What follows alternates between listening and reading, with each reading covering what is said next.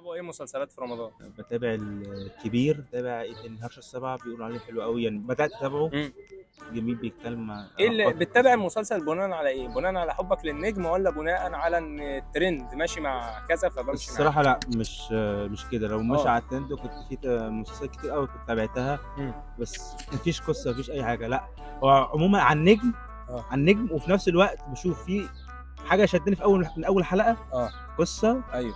تمام، أكمل زي ما بتقول إيه، إحساس إن حاسه هيبقى حلو. طب بس بالاحساس يعني ماشي بالاحساس. اوكي، مثلا وانت بتتابع ايه؟ جعفر العمدة لا بعد استني رمضان بس، طبعا. استني إيه؟ قبل اي حاجه ان انا ساكت في الموضوع ده. انت اول حاجه انت بيبي فيس، تاني حاجه انت صوتك صوت اطفال جدا. لو سمعت ازاي محمد يا جعفر نمر. العمده؟ محمد يعني هو بيجي رمضان. يضرب البنات لا استنى الكلام ده ولا جعفر العمده؟ اه ربنا يديك الصحه دي وتكمل. لو سمعت محمد يا نمر ممكن تقع. انا بسال ناس في سنك اللي بنتابع توم وجيري، بنتابع مش عارف إيه. في سنك، سبونج في بوب. سنك لا بس خيال. بس دي كبيره بقى على كده. اه يا بيقولوا. بس نص يوم ممكن. خلاص يا خلي عمر بالك، خلاص.